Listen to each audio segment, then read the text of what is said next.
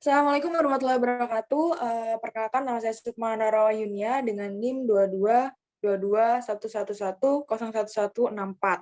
Kali ini saya akan memaparkan resume yang saya kerjakan mengenai peluang usaha di industri kosmetik oleh apoteker Naili Sifa S.Farm. Untuk topik yang akan kita bahas yaitu adalah yang pertama yaitu ada definisi. Ini mengacu pada peraturan BPOM nomor 23 tahun 2019. Kemudian jenis produk terkait dengan bahan dan penggunaan. Selanjutnya ada jenis-jenis produk dan tren saat ini. Kemudian ada peluang aktivitas industri kosmetik.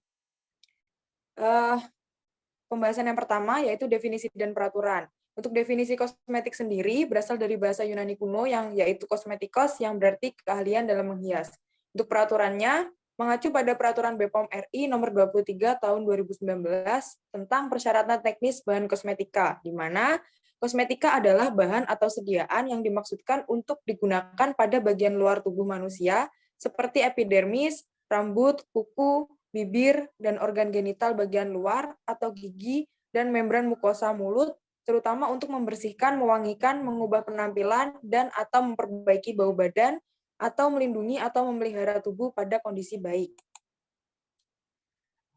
Mengacu pada peraturan BPOM RI nomor 23 tahun 2019, yaitu yang membahas yang pertama yaitu ada persyaratan teknis tentang bahan kosmetika terkait keamanan, kemanfaatan, dan juga mutu. Kemudian ada pembahasan mengenai pemenuhan persyaratan dalam keamanan dan kemanfaatan yang dibuktikan dengan hasil uji laboratorium dan atau referensi ilmiah atau empiris lainnya yang relevan.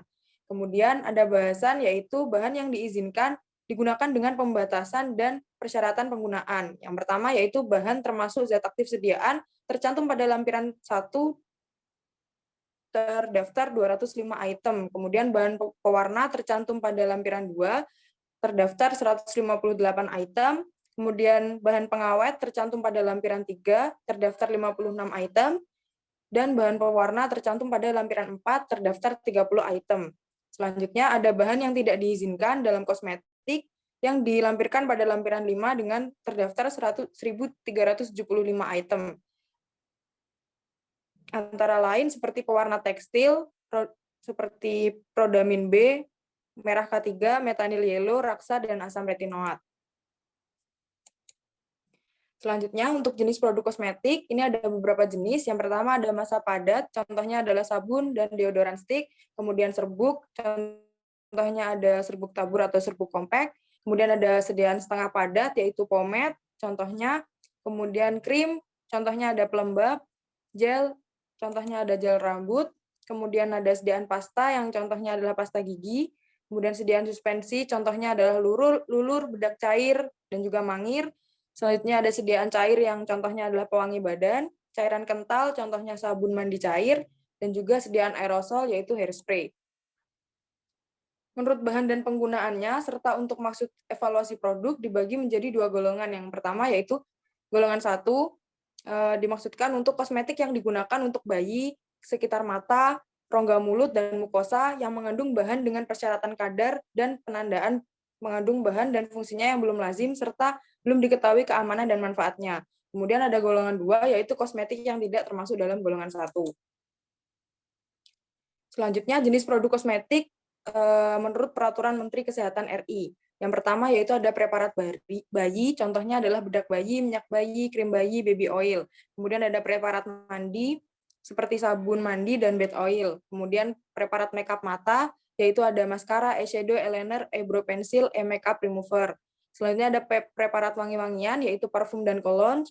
Kemudian ada preparat rambut, yaitu sampo, hair conditioner, hair straightener, pomade, tonik rambut, hair dressing, hairspray. Kemudian ada preparat warna rambut. Selanjutnya ada preparat make up, kecuali mata, seperti bedak, lipstick, blush on, dan foundation. Kemudian ada preparat kebersihan mulut, seperti pasta gigi, mouthwashes.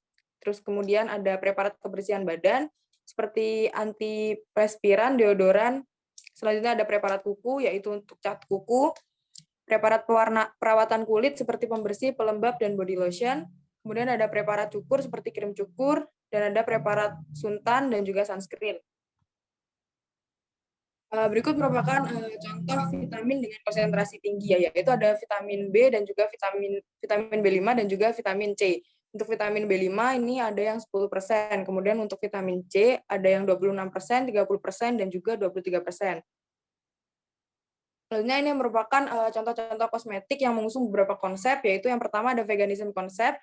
Bisa dilihat, ini biasanya kosmetik yang mengusung veganism konsep ini memiliki logo-logo yang seperti di gambar, kemudian juga memiliki packaging-nya sustainable dan bersertifikat vegan. Kemudian ada kosmetik yang mengusung clean beauty konsep, biasanya ini terbebas dari